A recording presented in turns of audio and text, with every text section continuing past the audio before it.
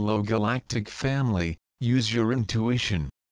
Humanity's awakening process is progressing beautifully.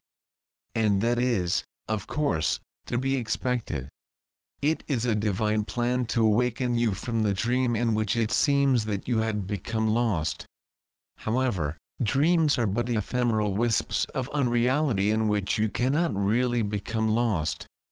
You are a little like a small child who hides in a dark closet or in the dark space under the stairs and then believes that it is lost and abandoned. It bursts into tears, terrified, screams for help, and then its mother, father, or older sibling comes rushing to rescue and comfort it. And, as a result, it learns that they are always there for it, and that it can never be truly lost or abandoned. As the beloved children of God, you are eternally embraced by and held within the field of divine love that is the reality in which all of creation has its eternal existence. You can never be truly lost or abandoned because there is nowhere else, and within it you have no needs because God has already given you everything, which of course is love, and that is what you are. You only appear to have needs when you refuse to accept the love that enfolds you, and then you seek satisfaction of those apparent needs outside yourselves in the illusory world of matter, the dark closet, or dark space under the stairs that you collectively constructed in order to play the game of separation.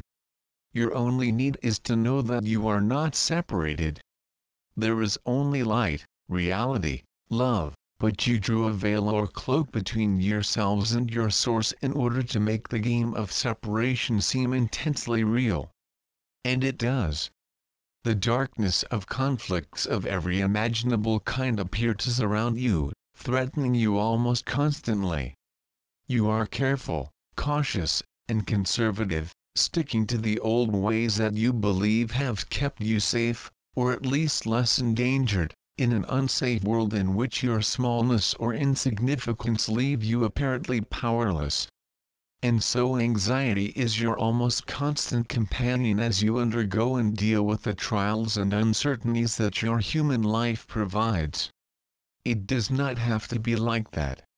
You are free to change your perceptions and beliefs about the life with which you have been blessed by releasing yourselves from the limitations that seem to hold you in check.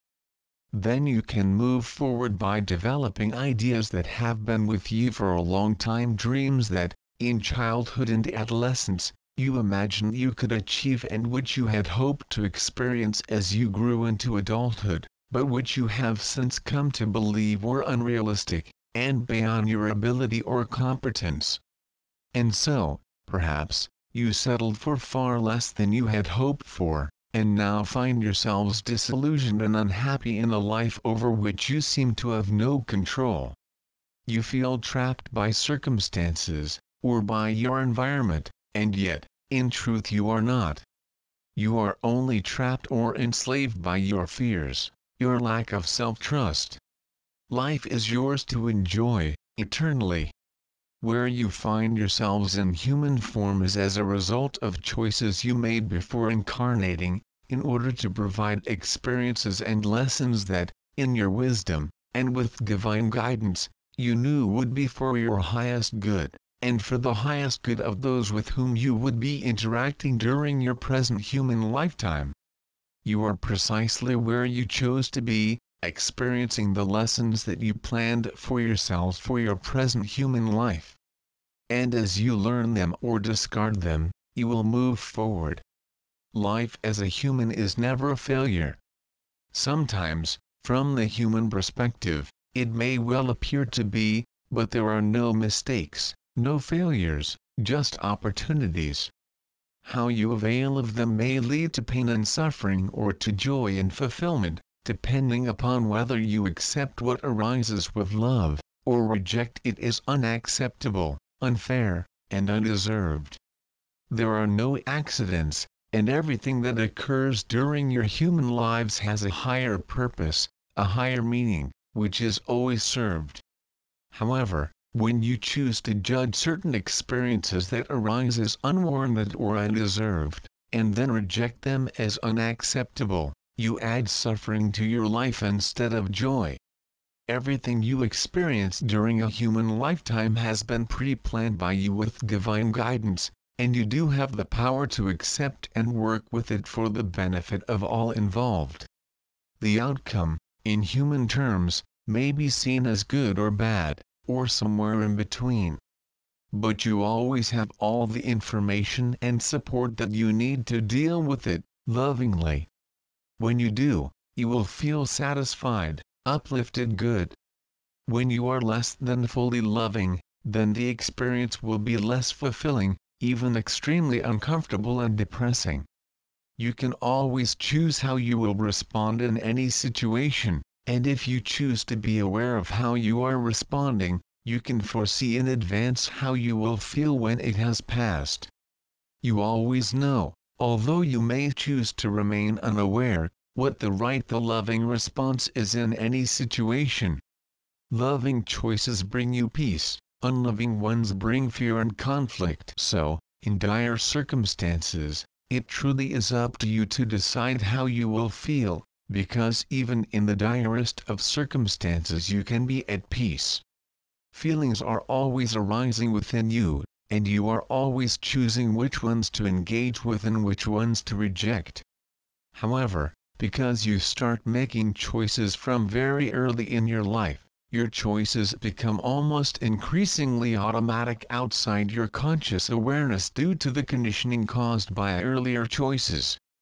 But, you can choose to become increasingly aware of why you choose to engage with a particular feeling, and then you can make an informed decision whether or not to change your response to it.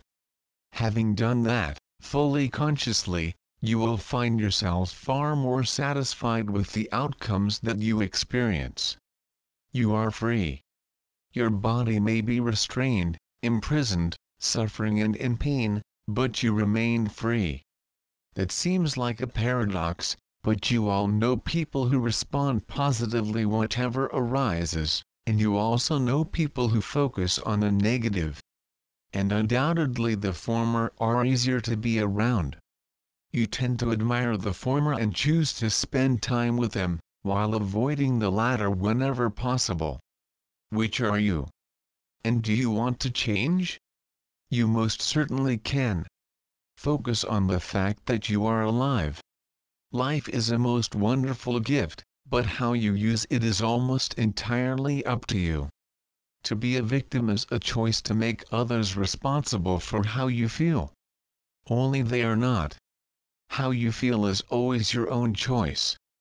Definitely you can be influenced by the circumstances in which you find yourselves, but you always have a choice either to feel positive and deal with what arises, or to engage with negative feelings and avoid dealing with issues or demand that others resolve them for you.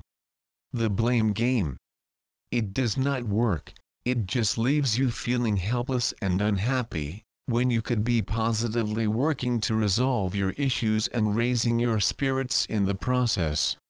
Whether you tend to respond positively or negatively to issues arising in your lives, it is extremely empowering for you to go within daily, to that holy inner sanctuary where love resides, and to open your hearts to intend and then allow it to flow freely and abundantly though you, as it will whenever you allow.